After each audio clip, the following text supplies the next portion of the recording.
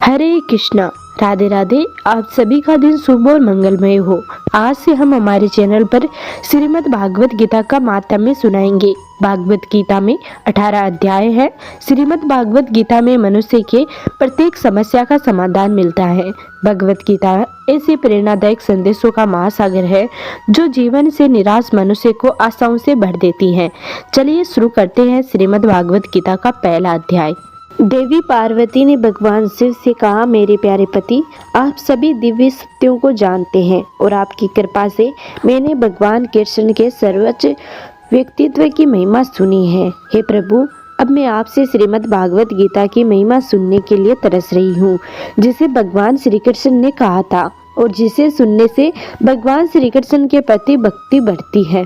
भगवान शिव ने उत्तर दिया, वह व्यक्ति जिसका शरीर एक काले वर्षा वाले बादल का रंग का है, जिसका वाहक पक्षी राज गरुड़ है और जो 1000 सिर वाले नाग अनंत शेष पर लेटा हुआ है, उन भगवान विष्णु जिनकी महिमा की कोई सीमा नहीं है, मैं हमेशा उनकी पूजा करता हूँ। मेरी प्रिय पार्वती, एक बार भगवान विष्णु ने राक्षस मुर को मारने के बाद अनंत शेष पर शांति से आराम कर रहे थे।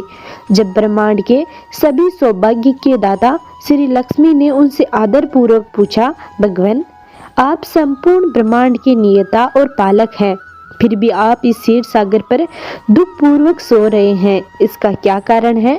भगवान विष्णु ने कहा, मेरी प्रिय लक्ष्मी, मैं सो नहीं रहा हूँ, बल्कि मैं देख रहा हूँ कि मेरी ऊर्जा कितनी अद्भुत तरीके से काम कर रही है। यह मेरी इस अद्भुत शक्ति के द्वारा ही है, जिसके द्वारा मैं सभी चीजों को नियंत्रित कर रहा हूँ और फिर भी अलग रहता हूँ। और यह मेरी दिव्य गतिविधियों को याद करके ही है कि महान भक्त और योगी खुद को जन्म और मृत्यु के चक्कर से मुक्त कराने में कामयाब होते हैं और मेरी उन पारलौकिक प्रकृति को प्राप्त करते हैं जो शाश्वत और सभी गुणों से मुक्त है। माता लक्ष्मी ने कहा, हे स्वामी, आप सभी चीजों के नियंत्रक, आप महान योगियों के ध्यान का लक्ष्य हैं। आपके बिना कुछ भी नहीं चल सकता और फिर भी आप अलग हैं। आप सभी भौतिक ब्रह्मांडों के निर्माण, रखरखाव और विनाश का कारण है। कृपया मुझे अपनी अद्भुत शक्तियों के काम काज के बारे में बताइए, जो इतनी आकर्षक है कि आप यहाँ लेटे हुए हैं, उनका ध्यान कर रहे हैं। भगवान विष्णु ने कहा, मेरी प्रिय लक्ष्मी, मेरी अनेक शक्तियों की कार्य प्रणाली तथा जन्म मृत्यु के बंधनों से मुक्त होकर मेरे शाश्वत शरीर को प्राप्त करने का तरीका केवल शुद्ध बुद्धि वाला व्यक्ति ही समझ सकता है।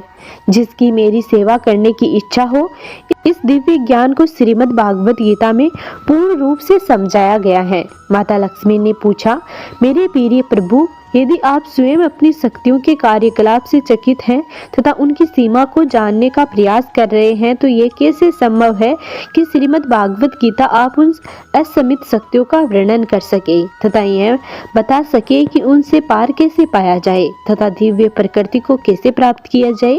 भगवान विष्णु ने कहा, मैं स्वयं भगवत गीता के रूप में प्रकट हुआ हूँ। कृपया समझिए कि पहले 5 अध्याय मेरे 5 सिर है, अगले 10 अध्याय मेरे 10 भुजाएं हैं और 16वां अध्याय मेरा पेट है। अंतिम 2 अध्याय मेरे चरण कमल है।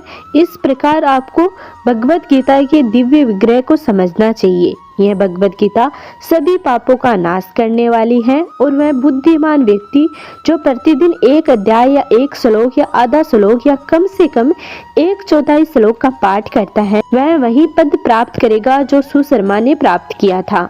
माता लक्ष्मी ने पूछा, सुशर्मा कौन था, वह किस कुल का था और उसे क्या गति प्राप्त हुई? भगवान विष्णु ने कहा, मेरी प्रिय लक्ष्मी, सुशर्मा बहुत ही दुष्ट और पापी व्यक्ति था। यद्यपि वह एक ब्राह्मण परिवार में पैदा हुआ था, उसके परिवार को कोई वैदिक ज्ञान नहीं था और वह केवल दूसरों को चोट पहुंचाने में आनंद लेता था। मैं कभी भी मेरे नामों का जाप, दान तथा मेहमानों का स्वागत करने में शामिल नहीं हुआ। वास्तव में उसने कभी कोई धार्मिक कार्य नहीं किया। अपनी आजीविका के लिए उसने पत्ते एकत्रित किए और उन्हें बाजार में बेचा।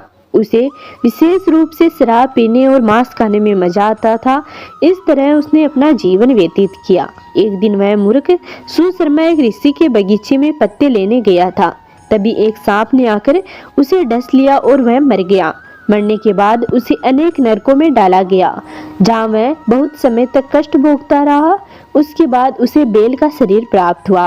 उस बेल को एक अपंग व्यक्ति ने खरीद लिया, जिसने उसे अपनी सेवा में रख लिया। लगभग 7-8 वर्षों तक वह बहुत भारी बोझ ढोता रहा। एक दिन उस अपंग व्यक्ति ने अपने बेल की पीठ पर बहुत भारी बोझ लाद दिया। वह बहुत तेज से उस बेल को आगे बढ़ा रहा था कि अचानक बेल गिर पड़ा और बेहोश हो गया। बहुत से लोग वहां यह देखने के लिए एकत्रित हुए कि यह क्या हो रहा है। उन्हें उस बेल पर दया आ रही थी।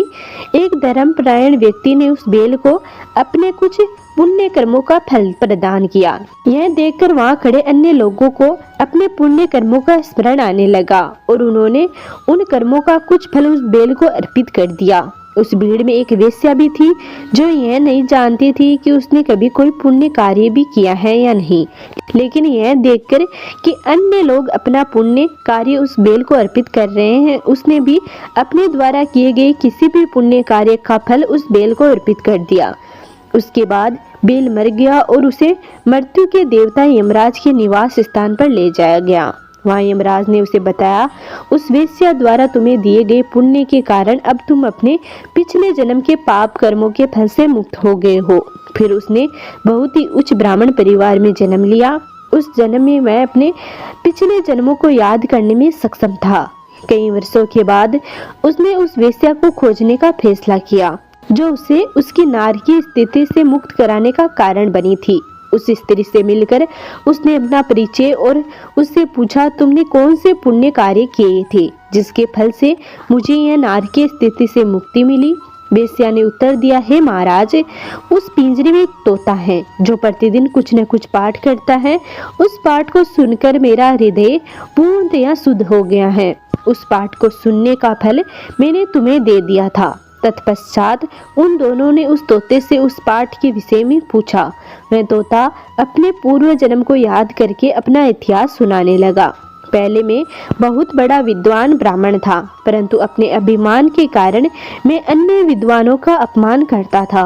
मैं बहुत दयालु भी था।